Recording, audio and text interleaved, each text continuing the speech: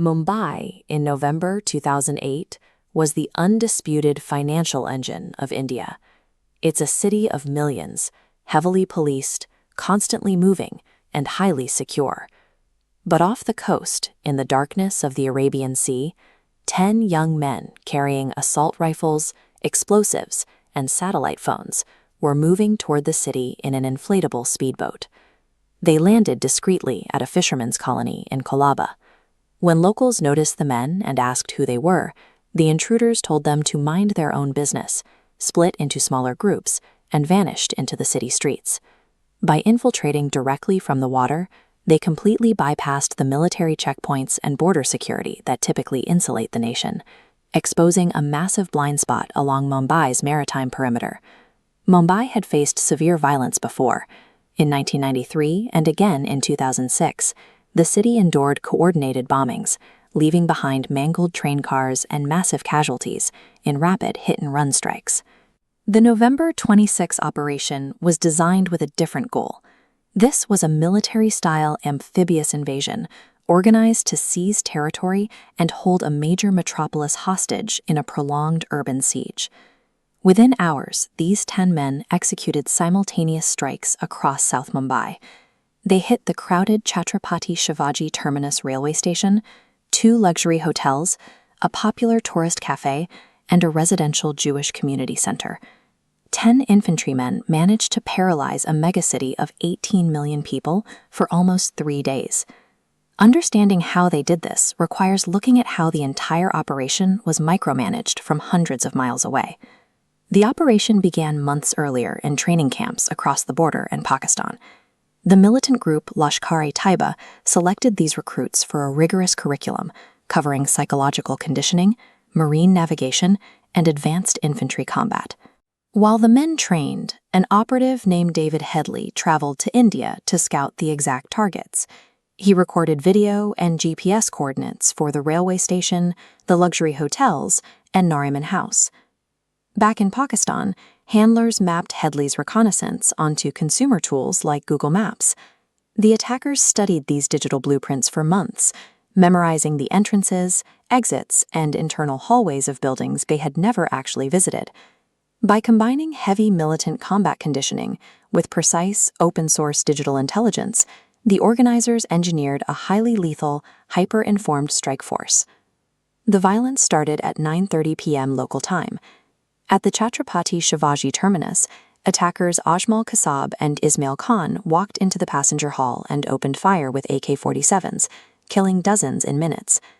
At the exact same time, gunfire erupted at Leopold Cafe, followed quickly by building takeovers at the Oberoi Trident and Nariman House. As the police scrambled, the attackers kept their satellite phones and earpieces active. Handlers in Pakistan were watching global television networks broadcast the police response live. They then used internet phone services, or VoIP, to relay that tactical information directly into the attackers' ears. This real-time feed meant the handlers could warn the gunmen exactly where police units were staging outside, which windows to avoid, and when to execute hostages to maintain pressure on the authorities. Because the men making the demands were safely in another country, standard hostage negotiation tactics failed. The attackers on the ground weren't trying to strike a deal.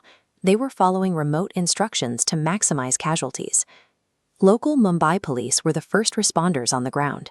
Armed mostly with outdated revolvers and lacking heavy body armor, they found themselves completely outgunned by attackers wielding assault rifles and military-grade explosives.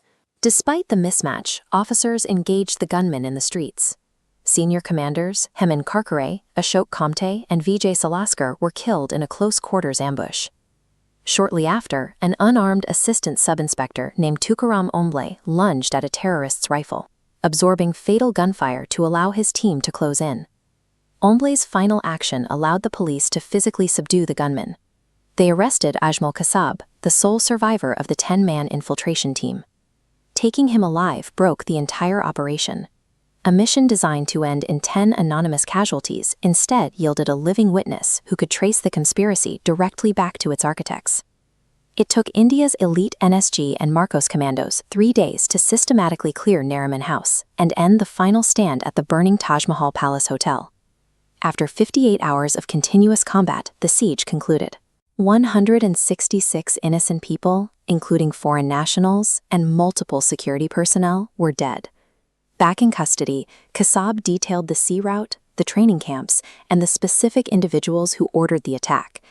Investigators paired his confession with the intercepted VoIP logs to map the entire Lashkar-e-Taiba command structure. The sheer volume of digital and physical evidence triggered international FBI investigations, ultimately cornering the Pakistani government into officially admitting that Kasab and his handlers were operating from their soil. The assault exposed severe communication gaps between Indian intelligence agencies and a deeply vulnerable, under-patrolled coastline.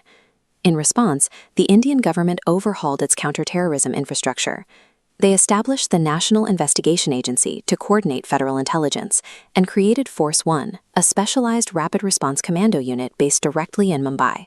Authorities integrated a massive coastal radar network and equipped maritime police with high-speed interceptor boats to ensure the Arabian Sea perimeter could not be breached so easily again. The 2008 Mumbai attacks proved that a small, heavily armed group could weaponize consumer technology to freeze a global metropolis.